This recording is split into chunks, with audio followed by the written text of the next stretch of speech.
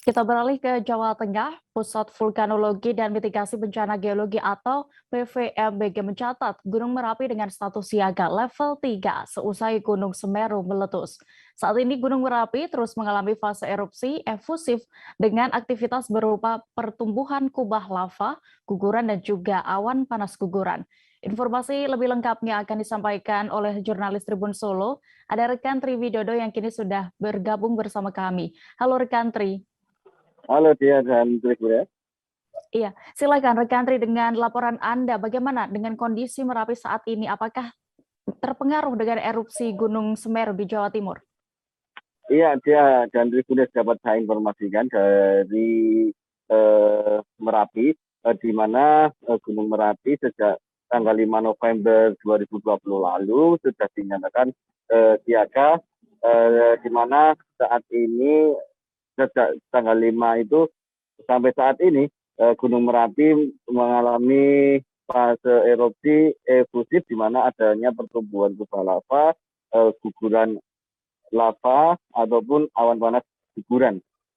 Sedangkan pasca erupsi Gunung Semeru kemarin pada hari Sabtu tanggal 4 Desember kemarin Merapi terjadi sebanyak 26 kali guguran lava pijar yang teramati oleh BPT TKG Yogyakarta. Ya.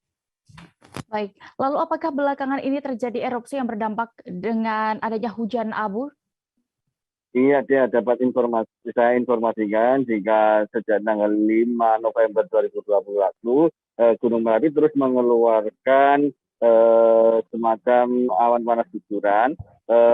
Belakangan ini terjadi awan panas guguran yang cukup besar yang berakibat pada turunnya hujan abu di wilayah Boyolali yang merupakan lereng timur dari puncak Gunung Merapi ini sendiri. Ya. Hujan abu itu terjadi pada hari Jumat pekan lalu. Ya. Ya, terakhir rekan Tri, bisa Anda informasikan terkait wilayah mana yang berpotensi terhadap ancaman erupsi Gunung Merapi?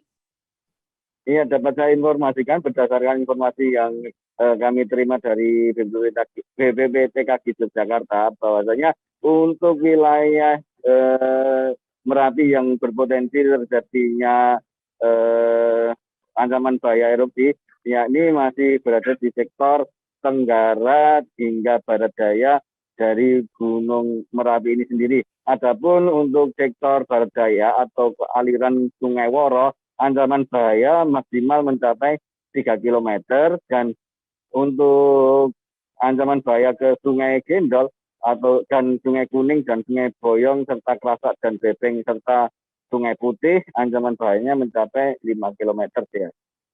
Baik, terima kasih rekan Tri Widodo untuk laporan Anda terkait aktivitas Gunung Merapi. Selamat kembali bertugas. Jangan lupa subscribe, share, komen, dan like ya.